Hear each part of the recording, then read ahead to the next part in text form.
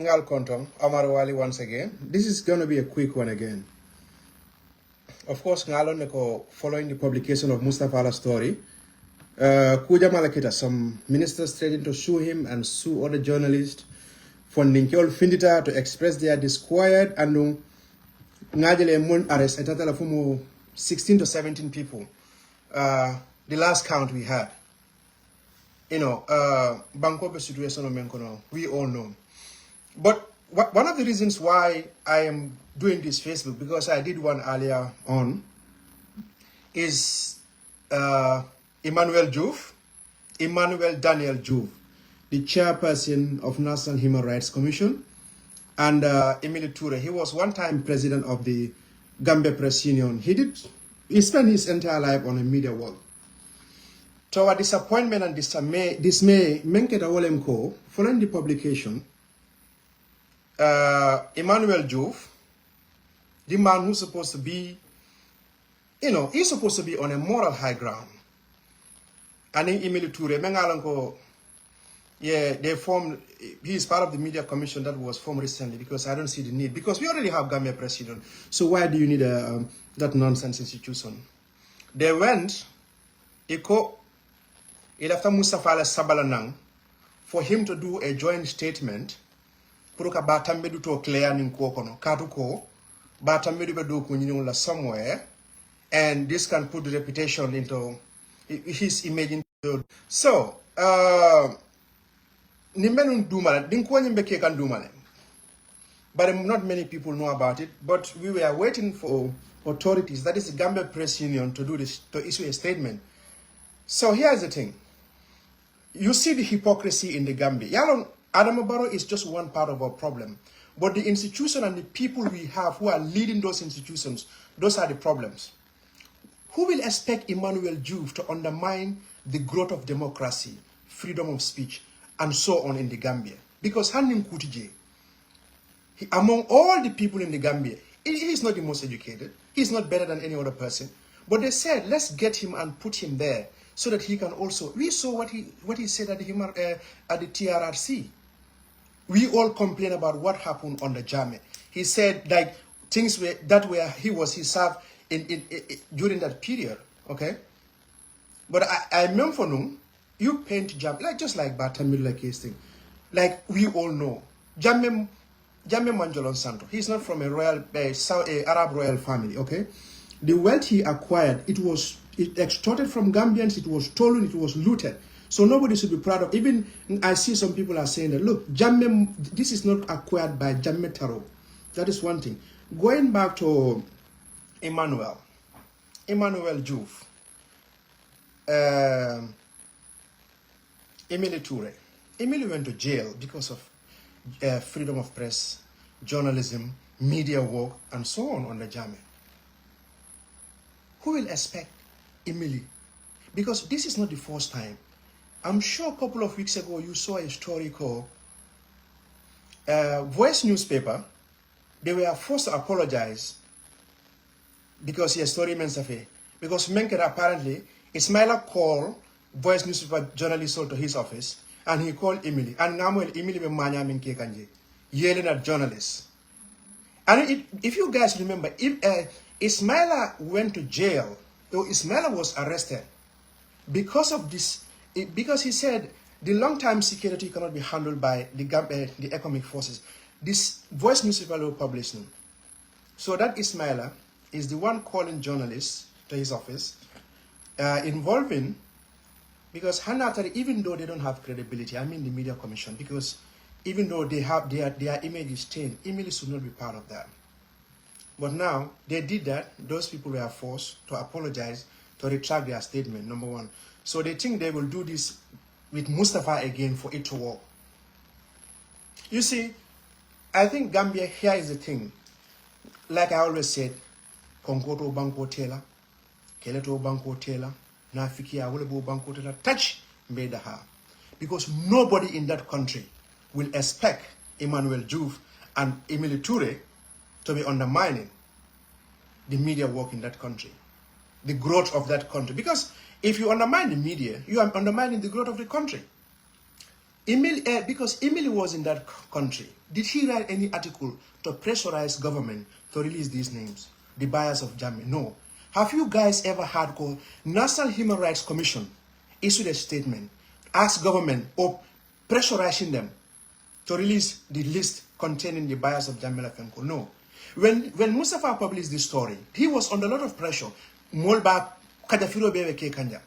But did you hear a Human Rights Commission issued a statement to say we stand by him because I menki anyanda kwaleke? No, almumwe.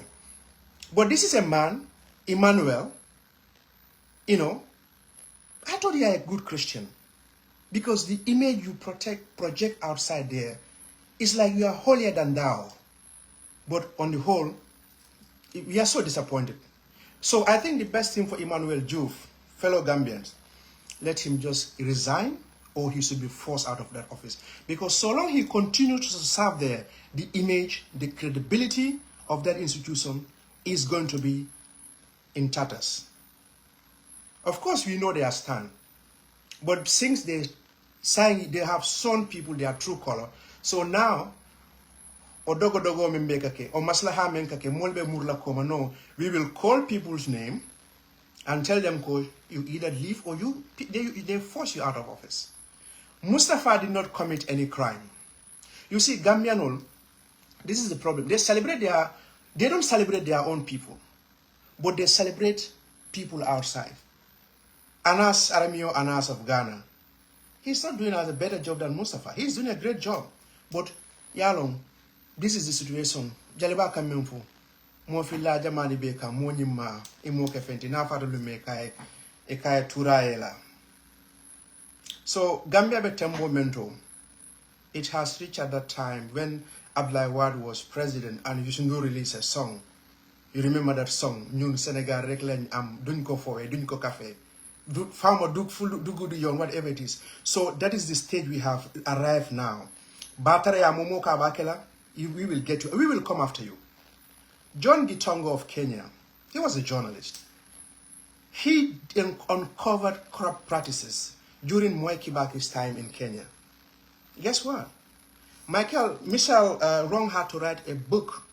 It is our turn to eat because of the level of corruption in Kenya at the time. Anas Aramio, Anas in Ghana, the same thing. Like I said earlier today, Banku Sobeo, Molka Menke. I gave you an example of James Iburi. He was one time governor of Delta State in Nigeria. James Iburi was elected as governor of Delta State. He was involved in money laundering, corrupt practices. You know what they did? That state in the Alfal, Walla Kafranyum, and one of the ministers from there, because you know in Nigeria it's a federal state. You have a federal level and a state level. They came and told the minister from there, you know what you do? Let's write a petition. They wrote a petition and they sent it to Nuhu Ribadu. Nuhu Ribadu was the chairman of EFCC, Economic Freedom Fighters of Nigeria. What happened was, you know, Nuhu Ribadu, who later contested presidency in Nigeria, ignored their call, and they made so much noise, and later they had to go and arrest this guy. He was arrested in London. And the neighboring area, Bayelsa State, the prayer Alemasia, he too was involved. The same people, Nigeria oil minister, Jazania Medweke, the same thing. She stole a lot of money. You know what they did? They said, let's go after her. Because Nimoke, Bankote Tano, Molkonga Bankoke Datel Kote. Besides, if you cannot do, you just get out from that position, let somebody come. So Gambia, here's the thing. You know, they have been advocating for gay marriage, homosexuality, and so on. But now, this is something that is life and death issue for us. Gambia, Human Rights Commission credibility, National Human Rights Commission under Emmanuel Daniel Joof, is big circle lebije, is questionable. So long he presides over that institution, nobody should listen to them. We don't have anything against you, but nearly people are coming after you today because of your behavior. So that is the thing.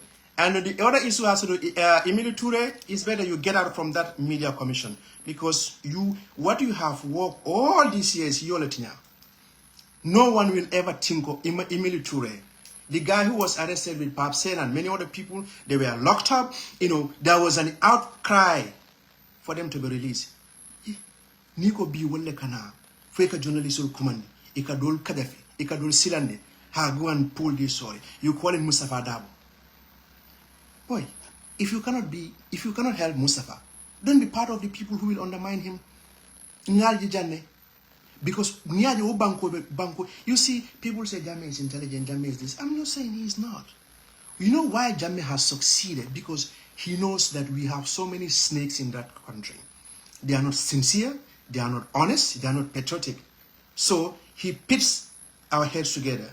Because if you undermine your fellow, that's how he was able to prolong his stay in that country. So my call is very simple. Gambia Press Union has issued a statement expressing their disappointment. Journalists are writing, people are calling Emmanuel Joof resign. Emmanuel Joof resign from National Human Rights Commission. Please do yourself the honorable thing and resign. Emmanuel TOURAY, get out from that National Human Rights, National Media Commission. We know we raise serious questions about these commissions in the country because we know they will go and the people who will be there. Every country is moving. This is the only country that is stuck. You know. So these two people, they are undermining everything in that country. Like I said, an institution like National Human Rights Commission will let chairperson telling journalists how let's do a joint statement to clear somebody. That somebody who said Jammeh was this, Jammeh was that. He coined all those things, political brinkmanship. Yeah. All nata ya Jammeh la fenol. Itelio fufu nyo tema. What the hell is going on in that country? Where are we going? So, Human Rights Commission, what they are doing now, I think they are trying to back criminals. You did not issue any statement. You did not pressurize the government to release the bias. But nafiki kafolem. So, this is it. Gambia is at this stage now. In the seal a handful of people to destroy our country. Mba wulenke.